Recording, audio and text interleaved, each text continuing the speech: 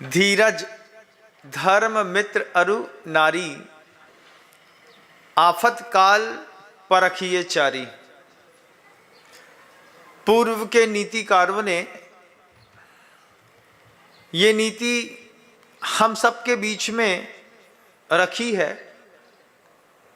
जब आपत्ति का काल आता है उस वक्त इन चार का परखना बहुत जरूरी हो जाता है, और इन चार की परख भी आपत्ति के काल में ही होती है।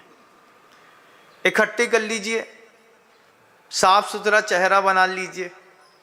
महाराज बहुत धैर्यवान है, बहुत इनकी समता है, बहुत इनकी ममता है, क्षमता है, कुछ भी कह लीजिए।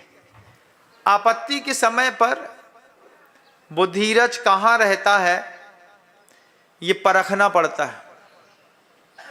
आपत्ति के समय पर धर्म कहाँ रहता है। वैसे तो हम धर्मात्मा हैं, लेकिन जब आपत्ति आती है तब क्या होता है। तोता होता है, तोते को राम राम राम सिखा दो, सीख लेता है।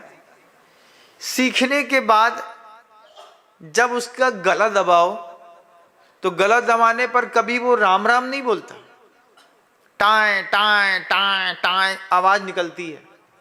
उससे बोलो अभी तो तुमको राम की जरूरत है। जरूरत तो है, लेकिन अभी टाएं टाएं निकल रही है। धीरज धर्म मित्र अरु नारी, आफत काल परखिए चारी। जीवन में इनके साथ ही प्रवाह बना रहता है। छोटा छोटा धीरज तो रख लेते हैं, छोटा छोटा धर्म भी कर लेते हैं, छोटे छोटे मित्र भी पाल लेते हैं, और पत्नी छोटी बड़ी होती नहीं, वो तो जैसी होती है वो तो वैसी ही होती है। इन चार की परख में धैर्य की परख आपत्ति के समय पर, धर्म की परख भी आपत्ति के समय पर। क्योंकि धार्मिक मंच है तो मैं धर्म की ही बात करता हूं। अब धर्म को आपत्ति के समय पर कैसे परखा जाता है। कल जब संवाद चल रहा था 64 रिद्धि के मंत्रों का, उसमें बहुत कुछ विषय बार बार खुल करके खिल करके बाहर आ रहा था। मंत्र के अपने विज्ञान होते हैं, और जैनों ने साधना और सिद्धि बहुत की है। इतनी साधना करी है, जैनियों ने इतनी सिद्धि करी है, वे बस अपने पे उतारू हो जाएं और वो अपने काम को करने के लिए लगातार लगे रहते हैं। ऐसे ही कितने मुनिराज विद्याधर की नगरियों में आज भी साधना और सिद्धि के चरम पर बैठे होंगे। कहाँ नहीं जा सकता, मात्र कुछ ग्रंथों को देख करके समझा जा सकता है। धर्म को किसने परखा? धर्म को परखा धनंजय ने। कुछ स्तुति मंत्र होते हैं। स्तुति मंत्रों को पढ़ने वाला गृहस्थ भी हो सकता है, साधु भी हो सकता है। दोनों के पास वे स्तुति मंत्र होते हैं। कुछ बीज मंत्र होते हैं, कुछ शरीर मंत्र होते हैं। 3 प्रकार का मंत्र विज्ञान है। इस मंत्र विज्ञान के भी मंत्र विज्ञान है। कुछ बीज मंत्र ऐसे होते हैं कि दाएं हाथ की उंगलियों की पोर पर आप मेहंदी से कुछ बीजाक्षर लिख दीजिए। कभी नहीं किया होगा, लेकिन आश्चर्यकारी चीज है। जैसे लक्ष्मी का बीजाक्षर है, तो किसी एक विशेष उंगली पर लक्ष्मी का एक बीजाक्षर लिख दीजिए, एक में परमेष्ठी का लिख दीजिए, एक में प्रखरता वाला लिख दीजिए, एक में शत्रु विजय का बीजाक्षर है उसको लिख लीजिए, और उस बीजाक्षरों से कुछ विशेष प्रकार का हवन कर दीजिए। आपको लगेगा कि आपके दिन देखते देखते पलट गए। ये सब कहां से बोल रहे हैं? 12वां अंग है दृष्टिवाद, जैन शासन का। उसमें मंत्र विज्ञान का पूरा विस्तृत विवेचन आज भी धरा हुआ है। इसमें जब आप द्रव्य संग्रह पढ़ते हैं तो द्रव्य संग्रह में पड़तीस, सोल, छप्पन, जवय, झाए, ये शब्द आप सबके बीच में कई बार आया है कि 35 अक्षरों वाला मंत्र है, 16 अक्षरों वाला मंत्र है, 7 अक्षरों वाला मंत्र है, 11 अक्षरों वाला मंत्र है।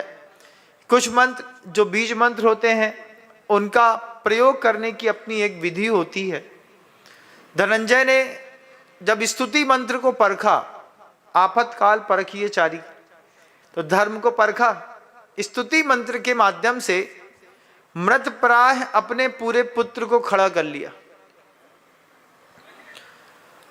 मैना सुंदरी ने परखा बीज मंत्र को, बीज मंत्र का सहारा लेकर के और विधान का माढ़ना माढ़ करके अष्टांका के 8 दिनों में 8 उपवास किए और एक स्त्री ने अपने पति समेत 700 सुभट योद्धाओं का कोढ़ दूर कर लिया। साधना और सिद्धि जैन शासन का प्राण रही है। ये एक ऐसा विषय होता है, कुछ लोग सैद्धांतिक ग्रंथ वाले होते हैं, कुछ लोग आध्यात्मिक ग्रंथ की धारा में बह करके जीवन को जीना पसंद करते हैं, कुछ लोग भक्ति के ग्रंथों का सहारा लेकर के भक्ति मार्ग को पकड़ते हैं। जीवन में कुछ विकास के लिए मंत्र मार्ग भी होता है। उस मंत्र मार्ग को पकड़ने वाले मांत्रिक व्यवस्थाएं अलग होती हैं। जब हम मंदिर जी के अंदर भगवान जी के सामने शांति धारा के मंत्र इत्यादि पढ़ते हैं, नीचे यंत्र एक्टिवेट होता है। यंत्र मंत्र और तंत्र के विज्ञान भी जैन शासन में, दिगंबर जैनों में सर्व प्रचलन में रहे हैं। मैना सुंदरी ने बीज मंत्र का प्रयोग किया, आचार्य मानतुंग ने स्तुति मंत्र का प्रयोग किया, वही स्तुति मंत्र का प्रयोग धनंजय ने किया।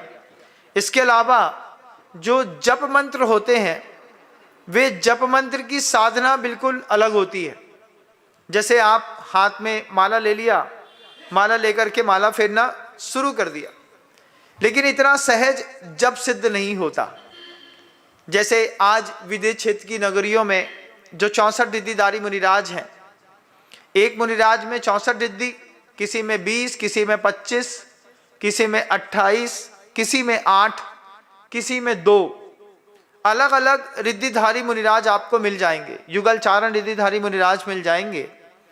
अभी जो 64 रिद्धियां हैं, इस पंचम काल में वर्तमान समय में रहने वाला जो साधक है, उन 64 रिद्धियों से अपने जीवन को कैसे भावित कर सकता है।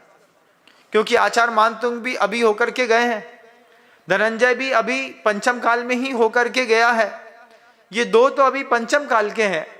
ये दोनों जब इन्होंने अपना कमाल करके दिखा दिया, मैना सुंदरी तो मुनि सुब्रतनाथ भगवान के काल पे हुई थी, लेकिन मानतुंग स्वामी तो अभी होकर के गए और उन्होंने अपने उस स्तुति विद्या से, अपनी उस स्तुति मंत्र के जाप से, जिस तरीके से जो किंवदंती जनमानस में चलती है, मंत्र से अपने आप को 48 तालों से बाहर निकाल लेने की, ऐसे और भी मंत्र जाप इस साधना काल में आज भी चलते हैं। क्योंकि है आगम ग्रंथों में लिखा है, द्रव्य संग्रह की पुस्तक उठाएंगे, आपको उसमें मंत्र के साथ सचित्र मंत्रों की व्यवस्था मिल जाएगी। जय जिनेन्द्र, अगर आपको मेरी वीडियो अच्छी लगती है तो प्लीज़ मेरे चैनल को सब्सक्राइब करिए, लाइक करिए, शेयर करिए। इसी तरह से अपना प्यार मुझे देते रहिए।